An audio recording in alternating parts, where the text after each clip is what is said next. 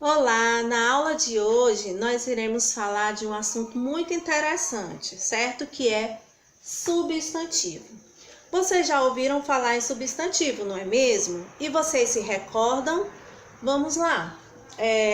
Substantivo é a palavra que dá nome às coisas dentro de uma língua, certo? Então, na realidade, nós somos seres pensando no quesito vocabulário, que dependem de vocábulos que indicam nomes. Nós dependemos de nomes para que possamos organizar a nossa vida. Você tem nome, eu tenho nome, certo? Então, não basta ter somente um nome. Nós precisamos ter nome e sobrenome. João Maria, sobrenome João da Silva, Maria dos Santos, tá certo? Por quê? Porque o substantivo, eles organizam a nossa realidade. Nós temos aqui professor, nós temos o quadro, nós temos o pincel, nós temos o apagador. Todos esses substantivos, todas essas coisas, elas nomeiam aquilo que está em nossa volta. Existe uma classificação desse substantivo, certo? E esse é o foco dessa nossa aula, falar sobre essa classificação. Vamos aprender sobre isso? Eu tenho certeza que você já estudou, é algo relacionado a esse assunto, tá certo? Então vamos lá. Nós temos aqui o primeiro, é o substantivo próprio. O que é o substantivo próprio?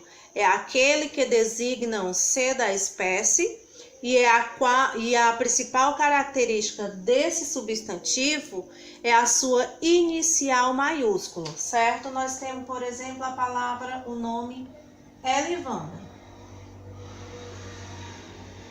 É o nome de pessoa, né? Na qual inicia com a letra maiúscula, possui a inicial maiúscula, tá certo? Os substantivos comuns. O substantivo comum é aquele que terá a inicial minúscula, o contrário do substantivo próprio, e vai designar um ser, não um ser inseparado da espécie, mas um ser que indica a espécie como um todo, certo? Nós temos, por exemplo, pessoa, empresa,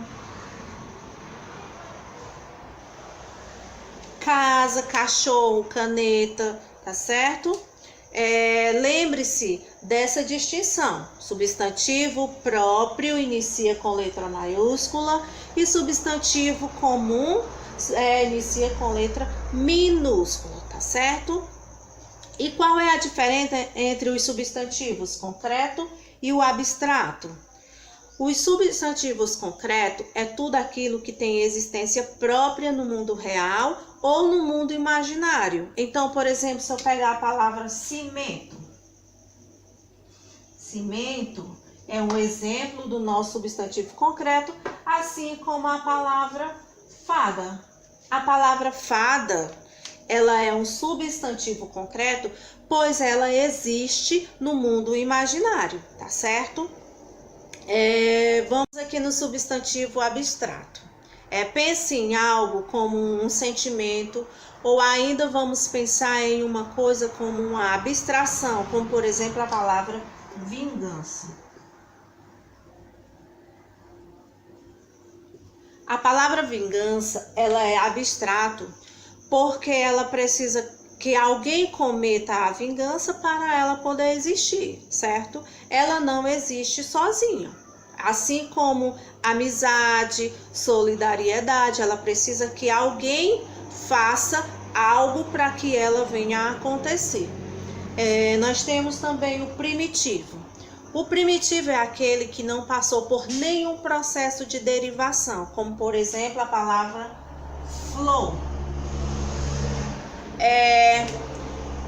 A palavra flor, ele é um exemplo de substantivo primitivo, certo?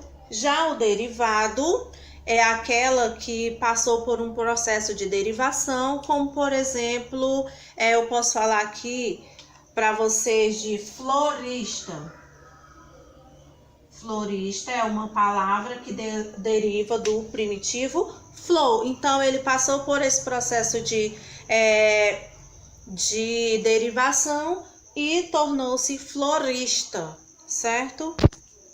Agora, nós temos um substantivo simples. O substantivo simples, ele tem apenas uma raiz. Então, eu vou pegar, por exemplo, a palavra sol. E a palavra também é flor, né? Então, professora, a palavra flor, ela é simples e derivado?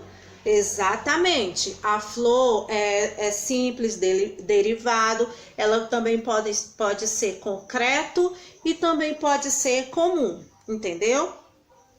Nós temos aqui o seguinte, é o substantivo composto. O substantivo composto é aquele que possui mais de uma raiz, né? Nós temos o exemplo aqui da palavra girassol.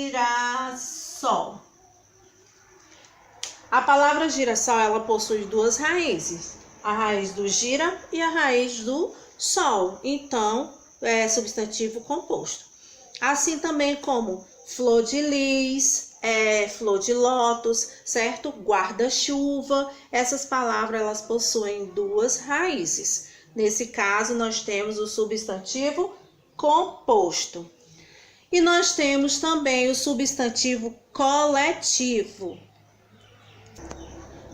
O substantivo coletivo é o substantivo que indica uma coleção de seres. Exemplo, eu posso pegar a palavra enxame,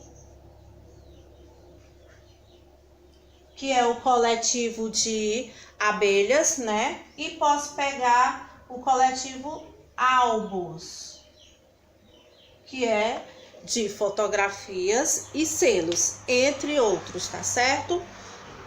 Então, deu para vocês entenderem alguma coisa? Nós vamos agora a um vídeo complementar, certo?